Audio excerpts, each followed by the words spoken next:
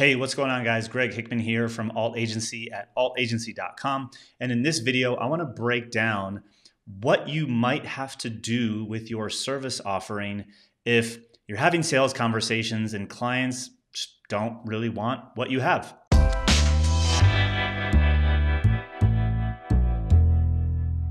If you've ever been trying to sell your services and say you've had 15 sales conversations and you still haven't had a close, you probably are in a situation like our client that we were just chatting with, who felt like the people he was speaking with just didn't want what he had. Now, I hopped on a call with him to kind of diagnose what he was offering, what was happening in these sales conversations. And I want to break down what we tweaked with his offering to readdress the market based on what his prospects actually wanted.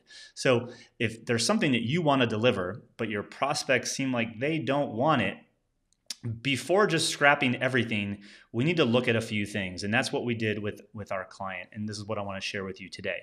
Now, before we hop into that, if you're new to this channel, we share how to grow and systematize your agency so that you can live the life that you want and have your business run without you.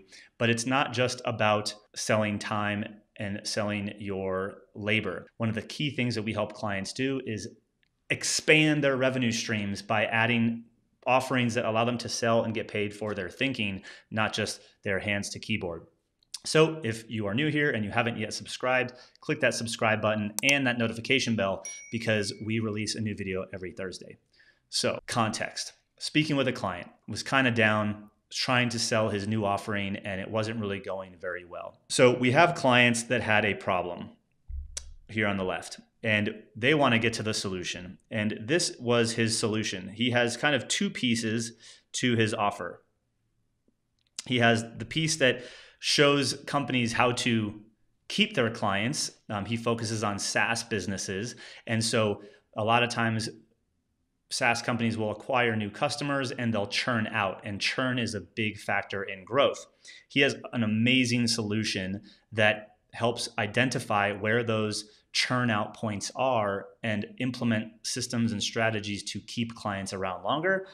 And then he goes into helping them get more clients. Now, here's the thing. If you think about it, it makes a lot of sense. And he's really passionate about this because he sees a lot of prospects spending all their time and money on leads when really there is a situation that they're filling leads into a leaky bucket, and they'd spend the money on acquisition, but the bucket was leaking, if you like my little drawing. So as a service provider, you can really fall in love with the fact that you're going to come in here and save the day and say, hey, look, before we go and start filling this bucket with more leads, let's go fix the cracks, right? Let's fix these cracks up. Let's seal them so that the water stops flowing out of them. And it's our money well spent when we go to acquisition. Now, to me, as a service provider, and maybe you watching as a service provider, that probably makes a lot of sense. But when you go out into the sales, into the marketplace, and you're trying to get clients, and your offer is, hey, like I'm going to help you fix a few things so that you keep more clients, yet the client, the prospect, cares all about the getting clients. Let me grab the different color marker. Like this is their biggest pain in their eyes. Like if we solve that, they would be happy, but we're saying, no, this needs to go first and this needs to go second. That's what he was running into. And so they loved what he had to say, but they felt like the need was really around getting more clients. And he was saying, yes, I understand that, but we need to focus over here first. And that was preventing him from actually getting clients in the door. So what we talked about was, well, look, there's two things you can actually do here that could potentially turn this thing around, that you should try before completely scrapping this. And really the reality is he shouldn't scrap it anyway because he's had clients that he's already helped with.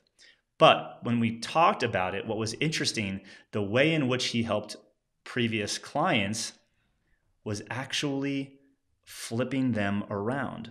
So he actually went like this and flip them around. Now, I know for the sake of this example, that's going to be confusing because now the words are upside down, but we're going to rewrite it.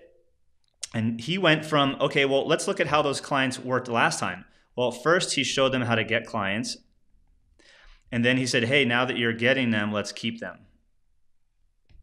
So he really flipped the order in which he was selling based on the problem that they had.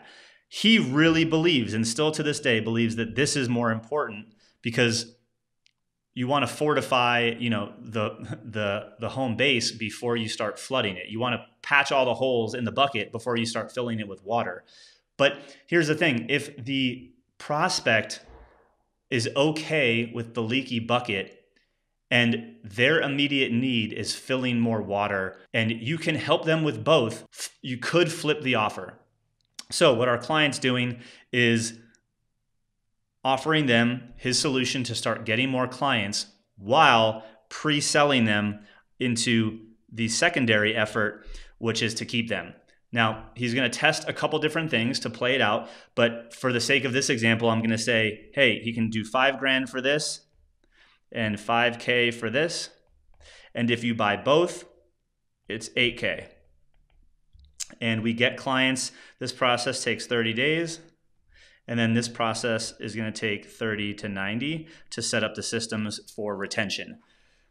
So now he has a couple different ways he can go in. When he's marketing himself, his marketing, his outbound content can talk about both acquisition and how that ties to retention, and really start to have a diagnosis conversation with his prospects to say, which one of these is more important to you right now? Because if he has a conversation with a SaaS company and they're really good at acquisition, they might not be interested in his acquisition offer. And he can then go and say, hey, look, well, let's look at your churn. We can keep more of these customers since you're invested so heavily in acquisition.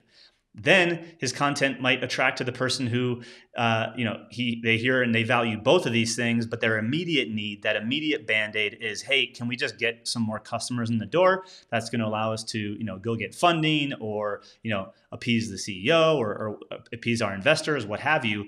To see that number going up, we can fix churn later. It is our goal, but we'd rather start with acquisition. He has the ability to just flip his offer and solve the immediate need first. So what this really led to, the real conversation and the real takeaway that I want for you, is something that I learned a lesson a long time ago, is that at some point you have to realize that you are solving a problem for your prospects. And what I found is that I was falling in love and my client was falling in love with their solution.